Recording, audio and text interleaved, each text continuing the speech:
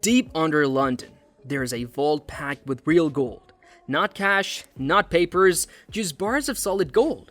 It's hidden in the Bank of England, behind layers of steel and security, but why is it there, and what makes this place so important? Let's find out. Gold has no expiry date. It doesn't rust, it doesn't corrode, and it doesn't need a power source. What it does have, though, is universal value. From ancient empires to modern central banks, gold has always represented something far greater than its weight: stability, permanence, and trust. Thousands of years ago, long before banks, nations, or even formal economies, gold was already being traded. The Egyptians used it in burial masks and rituals, not just for beauty, but as a symbol of eternal life. In Lydia, one of the first coins ever minted was made of electrum, a natural gold-silver alloy. Even in battle, gold was worth more than weapons. It bought loyalty, alliances, and peace. Fast forward to the 19th and 20th centuries, and gold became the backbone of global trade. Under the gold standard, countries backed their currency with actual gold reserves. £1, $1, £1. All could in theory be exchanged for a set amount of gold. It was a system built on transparency. Governments couldn't print money at will without holding enough billion to justify it. That constraint made currencies reliable, it gave investors confidence. It made gold the quiet force behind booming economies. The system didn't last forever. After World War I, and then again after World War II, the cost of rebuilding nations strained gold-backed systems. In 1971, the United States officially ended the convertibility of dollars into gold, killing the gold standard entirely. But gold didn't vanish. It just changed roles. From being currency's leash, it became its insurance policy. Today, countries still hold gold in their central banks, not to trade it, but to trust it. It's a buffer in times of crisis, a store of wealth that can't be erased by inflation, cyber attacks, or political chaos.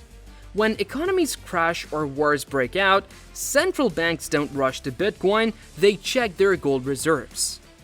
During the 2008 financial meltdown, countries like Russia and China increased their gold holdings dramatically.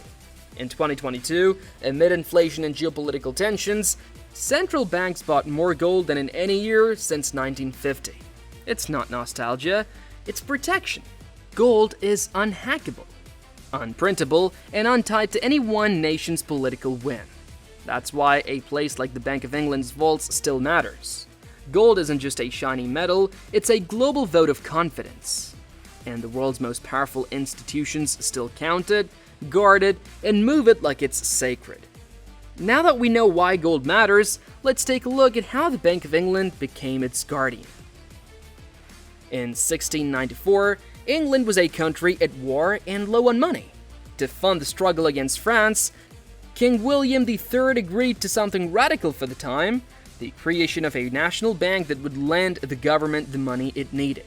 That was the beginning of the Bank of England, a financial experiment that would become one of the most powerful and trusted institutions in the world. At first, the bank wasn't the fortress it is today.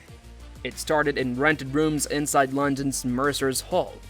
But as its influence grew, so did the need for something stronger, something untouchable. By 1734, the bank moved into its permanent home on Threadneedle Street. And beneath that grand exterior, hidden from the buzzing city above, plans were laid for something even more ambitious. A series of vaults, carved out of London's bedrock, that could guard nations and eventually the world's most precious asset. The vaults weren't just dug and lined with bricks, they were engineered with a mindset closer to that of a medieval fortress builder than a banker. Massive granite walls, some several feet thick, encased the underground chambers. The doors weren't simple locks, they were multi-ton slabs of steel crafted to withstand explosions, battering, and fire. Early on, access was controlled by physical keys so large and complex that they required 2 guards to operate them simultaneously. Today, access demands voice recognition, biometric scans, and multiple coded authorizations, but the spirit of total security hasn't changed. One of the most incredible features is the hidden labyrinth beneath the building. There are no tourist maps, no public tours. Inside, metal bars stretch from floor to ceiling, row after row, holding the gleam of tens of thousands of gold bars. Each bar, stamped with serial numbers, is carefully cataloged and tracked in ledgers guarded with the same seriousness as national secrets. During the Blitz in World War II, when German bombs rained down on London night after night, the bank's underground vaults were never breached. Secret tunnels were used to move gold between hidden locations. Staff sometimes slept inside the fortified levels to protect the reserves, ready to seal the vaults from the inside if needed. Winston Churchill himself authorized clandestine gold transfers from the bank to other parts of the Commonwealth to keep British finances alive, even if London fell. The architecture evolved with time, but the mission stayed the same: protect what couldn't be replaced. Later, renovations in the 20th century added shockproofing, radiation shielding, and air purifying systems designed to survive everything from chemical attacks to nuclear threats. Today, security layers are integrated into the very architecture. Reinforced stairwells, surveillance corridors disguised as ordinary hallways, and gates that can lock down entire vault levels in seconds. Above ground, the Bank of England's headquarters is elegant, with its columns and stone carvings. But below, it's something very different. It's a bunker, a treasure room, and a stronghold combined. A place where the real weight of the world quietly rests. But it's not just old stone and steel, it's also about who trusts the bank to guard their gold. The vaults beneath the Bank of England are not just a treasure chest for Britain, they are a trusted sanctuary for nations around the world. While the United Kingdom does store a significant portion of its own gold reserves there, much of the glinting metal stacked deep underground belongs to other countries, banks, and international institutions. It's a global trust fund guarded in granite and steel. Germany, for instance, has historically stored large amounts of its gold outside its borders, a legacy of Cold War strategy when fears of a Soviet invasion made holding assets abroad a necessity. A significant share of Germany's gold was once kept at the Bank of England, alongside holdings in New York and Paris. Although Germany began repatriating some of its reserves in recent years, a chunk still remains in London's care because moving gold isn't as simple as loading a few armored trucks. It's a massive, delicate operation, and trust is everything. It's not about an ability to store gold at home, it's about the layers of stability, legal protection, and financial reputation that come with the Bank of England's legacy. For some nations, keeping gold in London is strategic. It allows them to conduct international transactions faster or pledge gold as collateral in global markets without physically moving it. Then, there are the private players: global banks, investment funds, and clearing houses. They too rent space in these legendary vaults. Custody, though, doesn't mean ownership. The bank doesn't own a single ounce of client gold. It's merely the guardian. Each bar is meticulously recorded, tagged, and stored separately, ensuring that when a client calls for their assets, there's no confusion about who owns that. Gold stored in London moves through paperwork more than physical transfer. Entire fortunes can be exchanged with just a signature, while the bars themselves remain perfectly still, guarded by layers of stone, steel, and silence. Of course, when billions are on the line, security is everything, and the vault has it covered. The security surrounding the Bank of England's gold vaults isn't designed for thieves. It's designed for the unimaginable. This is not a place protected by a few security guards and CCTV cameras. It's a labyrinth built to withstand force, fire, deception, and time. Once you're past the stone walls of the bank itself, you enter a security regime that feels more like a high-stakes intelligence facility than a financial institution. There are no flashy Hollywood lasers or glowing alarm systems. The real defense is quieter and far more sophisticated. Access begins with biometric authentication, fingerprints, and its iris scans cross-checked with voice recognition. Even if someone had the codes, the vault wouldn't open without all layers aligning perfectly. The system is programmed to freeze immediately if there is any mismatch, and physical keys still exist as a final layer, though only a few select hold them. Surveillance is constant. Inside the vault, there are motion detectors, thermal imaging systems, and acoustic sensors that pick up the faintest anomaly. Cameras are tucked into walls, ceilings, even between shelving units. Nothing moves unnoticed. Every second is recorded, reviewed, and analyzed by a round-the-clock security team trained to look for patterns humans wouldn't normally detect.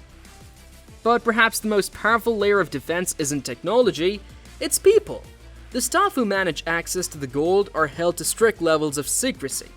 Their identities are guarded and their daily routines are deliberately varied to prevent predictability.